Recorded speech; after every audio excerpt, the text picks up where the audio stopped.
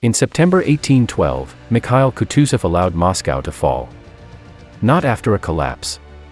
Not after encirclement. But by deliberate choice. Napoleon Bonaparte entered the city expecting a political endgame. A capitulation. A negotiation. A signature that would confirm victory. None came. Instead, Moscow became a hollow prize, empty, burning, unusable. The Russian army was not destroyed. It had simply stepped away. Why would a commander abandon the symbolic heart of his nation without being defeated? Why did the most successful battlefield general in Europe accept a victory that quietly destroyed his own campaign?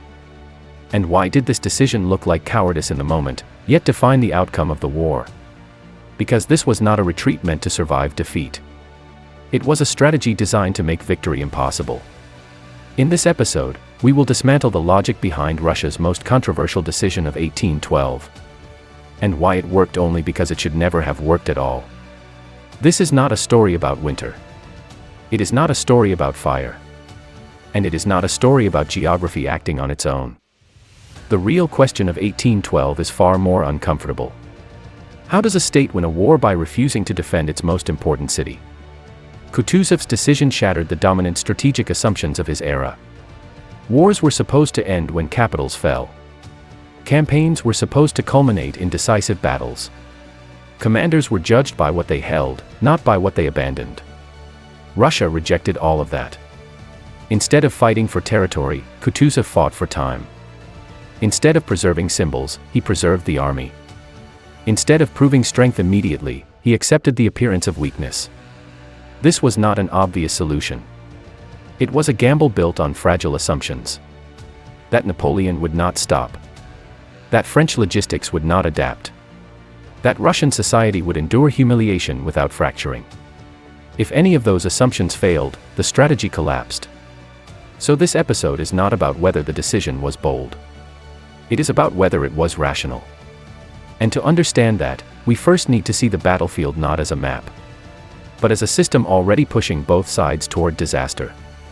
Because the move that defined the war only makes sense once every normal option is already dead.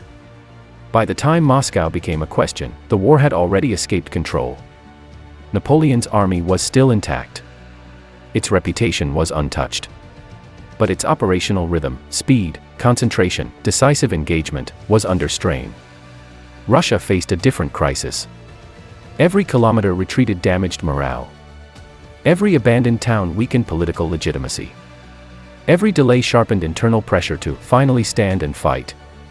Kutuzov was not operating in a vacuum. He was constrained by court politics, public outrage, and an officer corps trained to believe that honor required confrontation. And yet, confrontation offered no solution. A decisive battle risked annihilation. Defending Moscow risked encirclement and collapse. Negotiation before exhaustion risked subjugation. Every conventional path led to a form of defeat. So when Moscow fell, it was not the loss of a city that mattered. It was the moment Napoleon believed the war should have ended, and didn't. From that point forward, the campaign entered a phase neither doctrine nor experience could fully explain. And the real war began only after the victory. Because to understand why Moscow was abandoned, we must first understand why every correct strategy had already failed. This part establishes the battlefield as a system under pressure, not a sequence of movements. What matters here is not who marched where, but what each side needed the war to become in order to survive it. By mid-1812, Napoleon and Russia were not fighting the same war. They were trapped inside different strategic expectations, and that asymmetry mattered more than troop numbers. Napoleon needed a short war. Russia needed a long one. Everything else followed from that divergence. For Napoleon, the campaign logic was familiar. Concentrate force. Force engagement. Destroy the enemy's main army. Occupy the political center. Compel negotiation. This model had worked repeatedly because it aligned military success with political collapse. Capitals mattered because governments broke when they fell. Armies mattered because wars ended when they were destroyed. Speed mattered because delay invited coalitions, resistance, and erosion of prestige. Russia could not win inside that framework. Its army was large but fragile. Its command system was divided. Its officer corps was split between westernized doctrine and local realities. A decisive defeat would not merely lose a battle, it would expose the state to internal fracture and foreign pressure simultaneously. Fighting Napoleon on Napoleon's terms was not bravery. It was liquidation. Yet retreat carried its own penalties. Russia was not an elastic guerrilla society accustomed to strategic withdrawal. Every step backward weakened legitimacy. Every abandoned town undermined confidence in the state. The army's morale did not rise with distance, it thinned. Kutuzov was inheriting not just a military problem, but a political countdown. The terrain did not solve this problem automatically. Distance alone is not a weapon. Space only becomes lethal when it interacts with logistics, time, and decision-making. Napoleon's army could survive long marches if it kept moving forward toward a political payoff. What it could not survive was movement without purpose. Occupation without resolution. Advance without closure. This is where Moscow becomes critical, not as a city, but as an expectation. For Napoleon, Moscow was not simply another objective. It was the psychological endpoint of the campaign. Its capture was supposed to trigger negotiation, validate the invasion, and allow consolidation. The campaign was structured around that belief. Supplies, pacing, political messaging, and risk tolerance all pointed toward a moment of arrival. Russia understood that expectation. And that understanding created leverage. Kutuzov's position was structurally constrained. He could not promise victory in battle. He could not promise defense of territory. What he could promise, quietly, dangerously, was endurance. The Russian state could absorb humiliation longer than the French system could absorb uncertainty. That was not a moral claim. It was an institutional one. Napoleon's army depended on clarity. Orders flowed from the top. Purpose was centralized. Momentum mattered because it maintained discipline. Once that clarity dissolved, once soldiers were no longer advancing toward an ending, the system began to consume itself. Loot replaced logistics. Survival instincts replaced obedience. Time turned corrosive. Russia's constraints were different. Its bureaucracy was slower. Its society was harsher. Its expectations of suffering were higher. That did not make it stronger in battle. It made it harder to collapse psychologically. Kutuzov was betting that tolerance for disorder mattered more than capacity for precision once the campaign exceeded its design limits. The real strategic map, then, was not France versus Russia. It was speed versus duration. Closure versus ambiguity. A system optimized for decisive outcomes versus a system willing to survive without them. Within that map, every conventional option narrowed. Defending forward invited annihilation. Negotiating early invited subordination. Fighting a decisive battle risked irreversibility. Retreat risked political implosion. There was no clean choice, only different ways to bleed.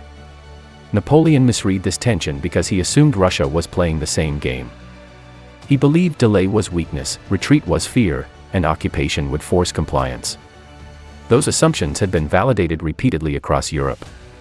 They were not irrational. They were simply context-dependent. Kutuzov's strategic advantage did not come from superior insight. It came from accepting that Russia could not win the war Napoleon wanted to fight. So he aimed to force Napoleon into a war he had not prepared to endure.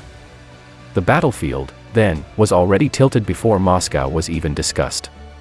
The city would matter only as a trigger, a point where expectations collided with reality. Until that moment, both sides were still pretending the campaign belonged to familiar rules. It did not. And when familiar rules fail, doctrine becomes a liability rather than a guide. Because once the strategic map stops offering viable, correct moves, the only remaining options are the ones no manual was written for. This section dismantles the correct answers. Not to mock them, but to show why each one led to a dead end. Napoleonic-era doctrine was not stupid. It was brutally effective, under the right conditions. It prioritized decisive battle because decisive battle ended wars. It rewarded speed because speed prevented enemies from adapting. It elevated offense because offense seized initiative and broke coalitions before they formed. These principles were not theoretical. They were battle-tested across Europe. Applied to 1812, doctrine offered a clear prescription. Concentrate Russian forces. Force Napoleon into a major engagement near Moscow. Trade space for one final battle that would either save the capital or lose it honorably. If Moscow fell after a decisive defeat, the outcome would at least be legible. Victory or catastrophe, but not ambiguity. This logic appealed to almost everyone except the one person responsible for the outcome. A decisive battle near Moscow would not have been neutral terrain. It would have been a magnet. Napoleon wanted it. His army was structured to win it. His command system thrived on moments where speed, artillery, and concentration could be synchronized. Even if Russia fought well, the downside risk was absolute. One miscalculation, one collapse of a flank, one loss of cohesion, and the army that embodied Russian state power would be irrecoverable. Doctrine treated decisive battle as a solution. Kutuzov saw it as a terminal risk. Another doctrinal option was defense in depth around Moscow. Fortify. Delay. Absorb the blow. Force the French to assault prepared positions. On paper, this appeared safer. In practice, it created the worst of both worlds. Moscow was not a fortress designed for prolonged siege warfare against a modern field army. Defending it required committing troops to static positions while Napoleon retained maneuver freedom. If the defense failed, the army would be trapped defending a city that could not save it. Negotiation was also doctrinally available. European wars often ended through diplomacy once symbolic objectives were achieved. But negotiation before exhaustion would have confirmed Napoleon's strategic thesis: invade, threaten the center, compel compliance. That outcome would not merely end the war. It would reframe Russia as another continental power vulnerable to coercion. Each doctrinal path shared the same flaw. They all assumed that ending the war quickly was desirable. For Napoleon, it was essential. For Russia, it was fatal. What doctrine did not account for was asymmetry of tolerance. Russia could afford to lose face longer than France could afford to lose purpose. That difference was invisible in manuals because manuals assume rational convergence, that both sides want resolution under similar costs. Kutuzov rejected that assumption entirely. The deeper problem was epistemic. Doctrine trains commanders to seek clarity. Clear objectives. Clear victories. Clear endings. But clarity was exactly what Napoleon required to stabilize his campaign. By denying it, Russia could turn French strengths into liabilities. This is where the idea of correct strategy collapses. The correct move inside a shared framework is not correct once the framework itself becomes the battlefield. Kutuzov did not outmaneuver Napoleon tactically. He undermined the conditions that made tactical brilliance decisive. Refusing battle looked irrational because it violated the expectation that war is a process of proving strength through confrontation. But Kutuzov was not trying to prove strength. He was trying to survive long enough for strength to stop mattering. This inversion was not elegant. It was not efficient. And it was not guaranteed to work. It depended on a chain of assumptions doctrine would have rejected as unacceptable risk, that the French would overextend, that political pressure would not force premature engagement, that society would endure humiliation, and that Napoleon would remain psychologically committed to closure. Doctrine demands control. This strategy embraced loss of control as a weapon. And that is why it felt wrong to everyone trained to fight wars the right way. Because once doctrine stops offering a path to survival, the only viable strategies are the ones doctrine was built to forbid. This decision did not emerge from a moment of clarity. It emerged from constraint. By the time Kutuzov effectively assumed strategic control, Russia was already cornered by its own expectations. The army wanted battle. The court wanted reassurance. The public wanted retaliation. Everyone wanted an answer that looked like resistance.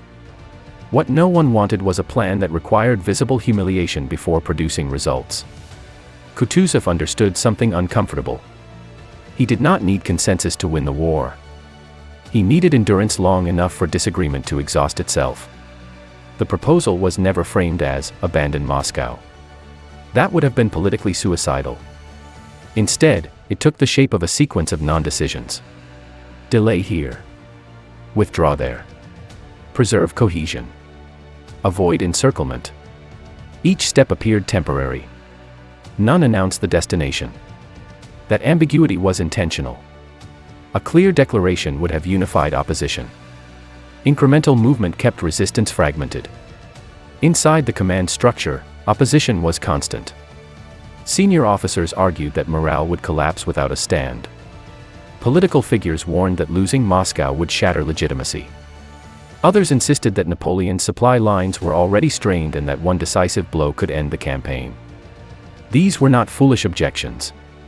They were rational within the dominant framework. Kutuzov's response was not to refute them with certainty. He could not. Instead, he reframed the problem. The question was no longer how to defeat Napoleon. It was how to avoid losing Russia in a single afternoon. Three assumptions sat beneath this reframing. The first was psychological. Kutuzov assumed Napoleon could not tolerate an unresolved campaign.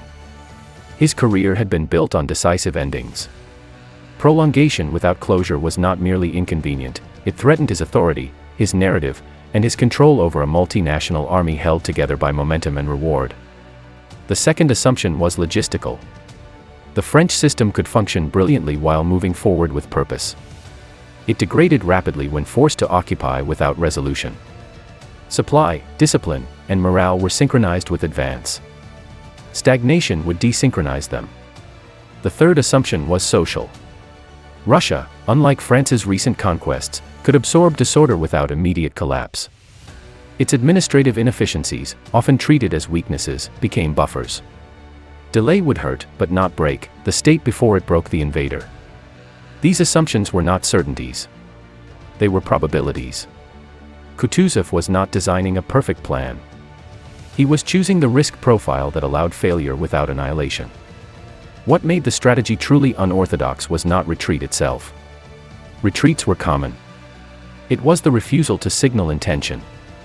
By never committing publicly to a final stand or a final withdrawal, Kutuzov avoided triggering the very pressures that would have forced his hand. Moscow became the silent fulcrum of this ambiguity. It was both too important to defend casually and too dangerous to defend fully. By allowing events to drift toward its abandonment rather than declaring it, Kutuzov preserved room to maneuver politically even as he narrowed options militarily. This was not indecision. It was deliberate opacity. At the operational level, the army was positioned to survive rather than to win. Cohesion mattered more than territory. Rearguard actions were designed to slow, not to stop. Engagements were calibrated to bleed time rather than to seek advantage. Every move reinforced the same principle: the army must remain intact even if the state's symbols did not. The cost of this approach was immediate. Officers questioned orders. Civilians interpreted withdrawal as betrayal. Rumors of incompetence and cowardice spread faster than any official explanation could contain.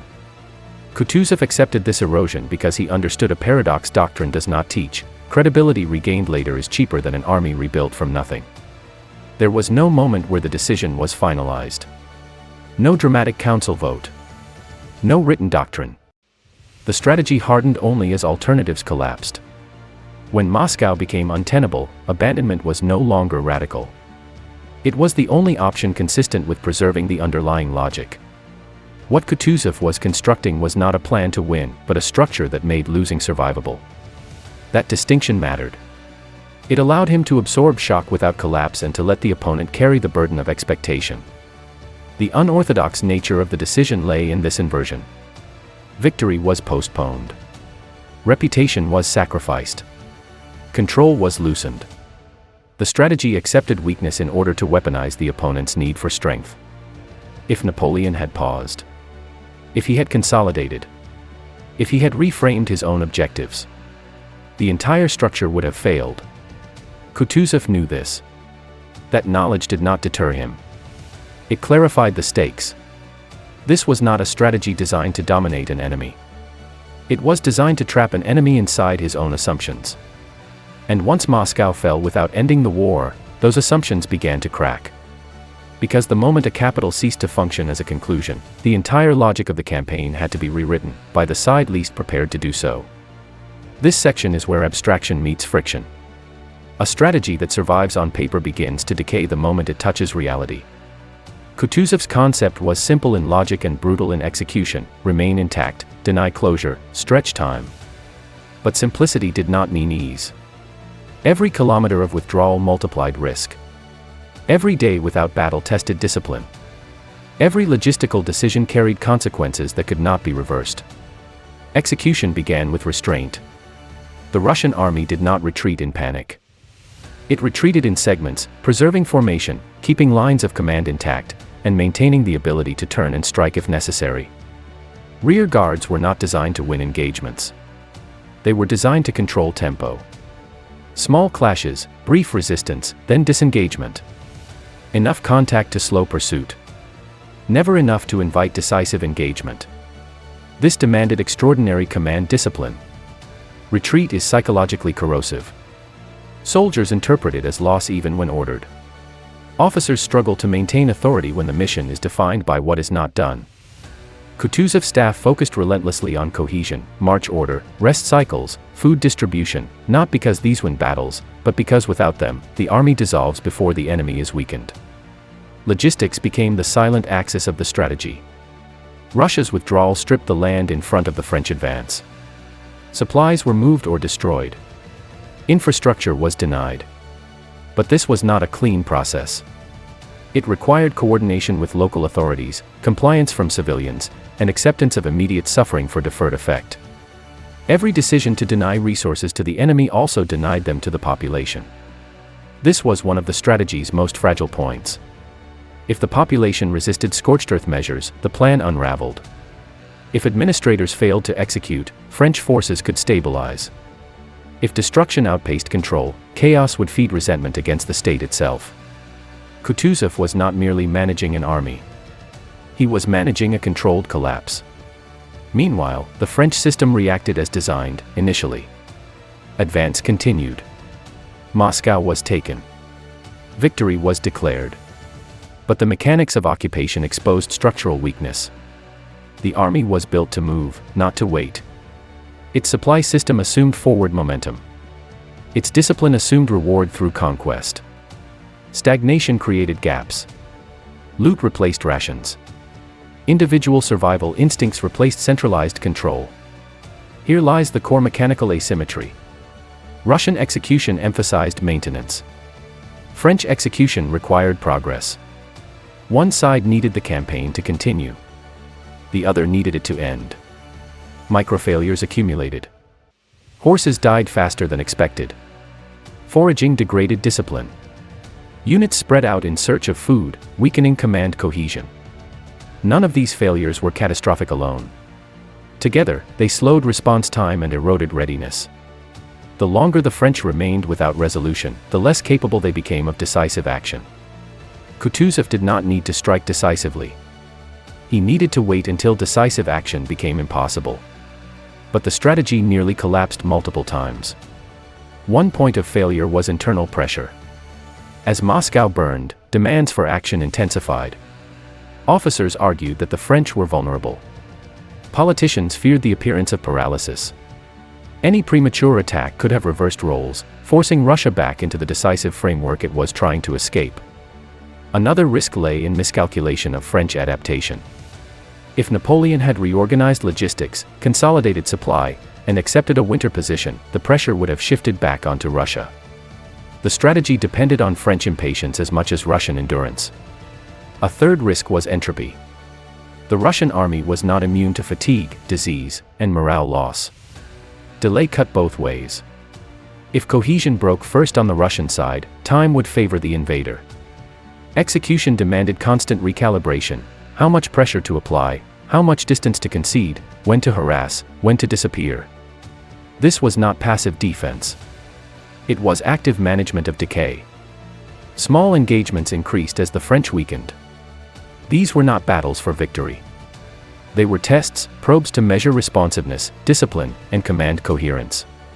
Each successful harassment reinforced the logic of delay.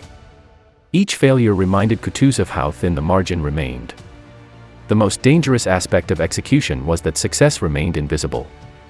There was no moment where anyone could say, "The plan is working." Only moments where it had not yet failed. That ambiguity strained leadership and invited second-guessing. Strategy textbooks celebrate execution when it produces immediate results. This execution produced only worsening conditions, on both sides. The difference was that one side had chosen to endure them. By the time the French began to withdraw, the window for reversal had closed. Logistics, morale, and coordination were degraded beyond repair. What followed was not a triumph of maneuver, but a collapse of capacity. Execution had achieved its objective not by creating advantage, but by denying recovery. Because the most dangerous strategies are not those that risk defeat, but those that require surviving long enough for the enemy to defeat himself. This is the point where the strategy either proves itself or collapses. Not through Russian action, but through French interpretation. Napoleon did not misread the battlefield. He misread the absence of one. From the moment Moscow fell, Napoleon believed the campaign had entered its final phase. Capitals end wars. They always had. The silence from the Russian side was not interpreted as strategy, but as delay, bureaucratic, political, temporary. Negotiation was expected. Capitulation was assumed. What followed instead was informational vacuum. That vacuum was lethal. Napoleon's command system was built to operate on signals, enemy concentration, diplomatic overtures, mobilization indicators. Moscow provided none of these. There was no surrender. No decisive counterattack. No political response that matched the scale of the event. The campaign did not end. It stalled. At this moment, Napoleon faced a strategic choice he was not prepared to recognize as such. Stay and consolidate, or continue pressing for closure. Both options carried risk. But only one aligned with his instincts, his career narrative, and his command psychology. He chose momentum. This was not arrogance in the cartoon sense. It was structural confidence. Napoleon had learned, correctly, that hesitation creates coalitions, dissent, and decay. He believed delay favored the defender. What he underestimated was how delay without resolution favored no one, and corroded the attacker first. The French command interpreted Russian inactivity as weakness. Retreat had been equated with collapse across Europe. It had always meant that the enemy was losing control. There was no doctrinal language for withdrawal as pressure. So signals were forced into familiar categories. Moscow had fallen. The enemy must be close to negotiation. Therefore, the campaign logic remained intact. This was the first misinterpretation. The second was organizational. Napoleon's command structure was centralized and efficient, until ambiguity entered the system. Orders depended on clear objectives. Once those objectives blurred, initiative fragmented. Subordinates began optimizing for survival rather than alignment. Foraging expanded. Units dispersed. Control diluted. These were not acts of disobedience. They were rational responses to uncertainty. Russian harassment reinforced this uncertainty without clarifying intent. Small actions. No decisive engagements. Just enough friction to remind the French that the enemy remained intact. Not enough to provide a target. Napoleon attempted to impose clarity by waiting. Waiting for diplomats. Waiting for signs of surrender. Waiting for winter quarters to stabilize the situation. But waiting was not a neutral act. It bled resources, morale, and time, exactly the dimensions Kutuzov had chosen to weaponize. Here lies the core error. Napoleon believed time was paused. Kutuzov understood time was active. The French command also suffered from cognitive rigidity. Success had trained it to trust familiar patterns. Occupation equals leverage. Pressure produces negotiation. Delay signals weakness. Each assumption had been validated repeatedly. Abandoning them would have required admitting that the campaign no longer obeyed known rules. That admission would have forced a strategic reset, psychologically costly and politically dangerous. So the system doubled down. As conditions deteriorated, explanations shifted. Weather. Distance. Supply failures. None addressed the underlying problem, the absence of a political endpoint. Without an endpoint, every operational decision became reactive. Without closure, discipline degraded because reward was deferred indefinitely. When withdrawal finally began, it was not executed as a planned maneuver. It was a forced reaction to accumulating dysfunction. Russian forces, sensing the shift, increased pressure, not to destroy, but to accelerate disintegration. The French army was no longer an instrument of decisive action. It was a mass trying to escape entropy. Napoleon's final misreading was assuming that withdrawal would restore control. In previous campaigns, retreat reset tempo. Here, it exposed vulnerability. The same distances that had stretched supply now stretched retreat. The same lack of local support now denied shelter. The same ambiguity that had frustrated victory now magnified collapse. Kutuzov did not defeat Napoleon by predicting every move. He defeated him by creating conditions where every reasonable move led to deterioration. The French response was not irrational. It was constrained by doctrine, psychology, and institutional habit. That is what makes this strategy so dangerous and so rare. It does not require the enemy to be foolish. It requires the enemy to be consistent. Because once a system commits to a logic it cannot abandon, the smallest push in the wrong direction becomes irreversible. By the time the campaign reached its irreversible phase, the outcome was no longer in question. But the meaning of that outcome was: Napoleon's army did not collapse in a single moment. It unraveled. Capability degraded before defeat became visible. Command coherence eroded before retreat was acknowledged.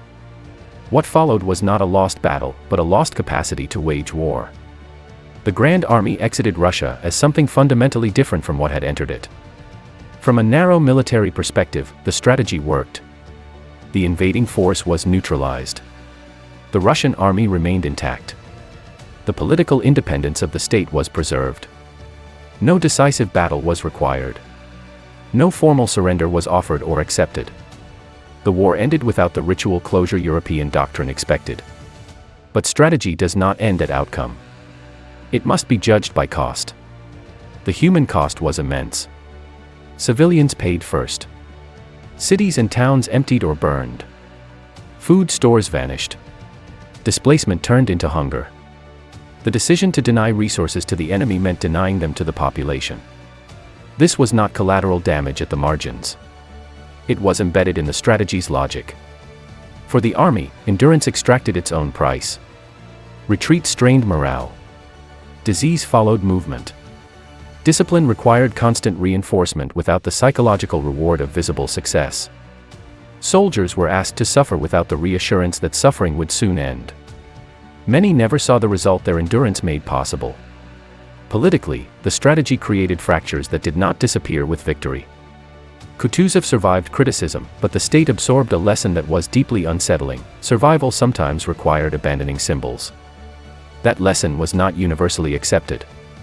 It lingered as an unresolved tension between strategic realism and national identity. The psychological cost to decision-makers was concentrated and severe. Kutuzov carried responsibility without proof. Every day the plan continued was another day it could still fail catastrophically. He bore blame in advance and credit only in retrospect. This is a burden few commanders can tolerate, and fewer systems allow. The most uncomfortable cost was moral ambiguity. This was not a clean victory. It was not achieved by superior maneuver or decisive brilliance. It was achieved by exposing civilians to suffering, by normalizing loss, and by weaponizing endurance. The strategy worked because Russia could absorb pain longer than its enemy, not because it avoided pain. And failure was never far away. Had Napoleon paused earlier? Had he adapted logistics more aggressively? Had Russian internal pressure forced a premature battle? Any of these would have inverted the narrative. Moscow would then be remembered not as a strategic sacrifice, but as an unnecessary abandonment. This proximity to failure matters. It prevents romanticization. The strategy did not reveal a hidden inevitability. It revealed a narrow path where collapse and survival ran parallel for months. So what was truly achieved? Not dominance. Not annihilation. Not moral clarity. What was achieved was denial. Denial of victory. Denial of resolution. Denial of the enemy's preferred ending. Russia won by making the war unwinnable on the terms that mattered most to Napoleon. That kind of success leaves scars. Because when a state survives by accepting devastation as a tool, the line between strategy and sacrifice blurs. And the victory, while real, cannot be celebrated without confronting what it consumed. Which raises the final question: if this was not a triumph of strength, but of endurance. What does it actually teach us about strategy itself? This strategy is often summarized incorrectly. It is described as patience, as attrition, as letting winter do the work. Those descriptions are convenient because they make the outcome feel inevitable. It was not inevitable. At its core, the decision to abandon Moscow was not about space, climate, or endurance in the abstract. It was about changing the unit of victory. Kutuzov did not try to beat Napoleon at what Napoleon measured. He refused the measurement itself. Napoleonic warfare was built on closure. Campaigns ended when symbolic and operational signals aligned. Capital taken. Army defeated. Treaty signed. Victory was legible. That legibility was not cosmetic. It was how discipline, legitimacy, and coalition management functioned. Kutuzov broke that circuit. By allowing Moscow to fall without consequence, he severed the link between symbol and outcome. Occupation no longer produced leverage. Success no longer generated authority. Action no longer created resolution. The campaign continued, but its logic dissolved. This is the first principle the strategy exposes. When an opponent's system requires closure to function, denial of closure becomes an offensive act. Not through attack, but through refusal. The second principle is more uncomfortable. This strategy worked because it accepted weakness as a phase, not a failure. Kutuzov did not mistake endurance for virtue. He treated it as a resource. That required tolerating reputational damage, political pressure, and internal dissent for an extended period with no guarantee of vindication. Most systems cannot do this. They are built to reward visible success and punish ambiguity. That is why this strategy is rare. Not because it is clever, but because it is institutionally hostile. The third principle concerns risk. This was not a low-risk strategy executed patiently. It was a high-risk strategy managed conservatively. Every day extended the window for catastrophic reversal. Every assumption remained vulnerable to disruption. The plan contained no decisive corrective action if its premises failed. What made it viable was not confidence, but option preservation. Kutuzov avoided commitments that would make failure terminal. He traded the possibility of quick victory for the avoidance of irreversible loss. That trade is rarely visible in doctrine because doctrine prioritizes winning, not surviving error. This reframes how we think about strategic intelligence. Genius here did not lie in foresight, but in risk distribution. The enemy carried the burden of expectation. Russia carried the burden of suffering. One of those burdens compounds faster than the other. Can this strategy be replicated? Only under narrow conditions. It requires an opponent whose system depends on decisive outcomes, not prolonged ambiguity. It requires a society capable of absorbing humiliation without immediate political collapse. It requires leadership willing to be blamed before being proven right. And it requires time to function as an active force rather than a neutral backdrop. Most importantly, it requires restraint. The temptation to capitalize prematurely, to strike when the enemy weakens, is powerful. Yielding to it can collapse the entire structure. The discipline to wait until the enemy can no longer recover is not instinctive. It must be imposed. This is why the strategy resists mythologizing. There is no dramatic turning point. No moment of brilliance. No clean moral arc. Only a slow tightening of constraints until the opponent's freedom of action evaporates. What this episode ultimately reveals is not a lesson about Russia, or Napoleon, or 1812. It reveals a structural truth about warfare and power. Strength matters less than the rules that define how strength is converted into outcomes. Kutuzov won because he refused to play a game whose scoring system favored his opponent. He accepted loss inside one framework to win inside another.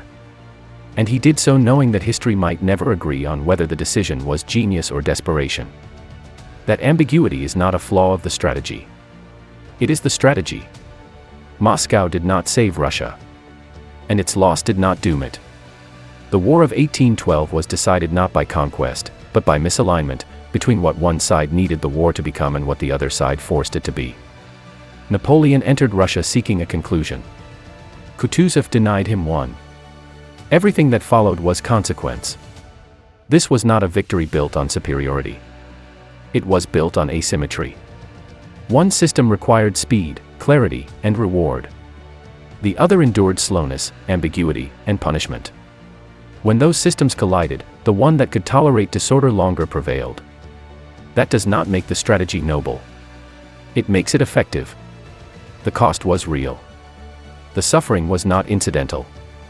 And the margin between success and catastrophe was narrow enough that chance still mattered. But the core insight holds: sometimes the most powerful move in war is not to strike, but to refuse the conditions that make striking decisive.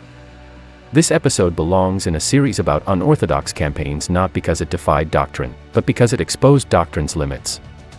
It reminds us that strategy is not about choosing the best move on the board, but about redefining what the board is. And in wars where power is uneven, resources asymmetric, and outcomes uncertain, that may be the only move that matters. End the file here, and leave the discomfort intact.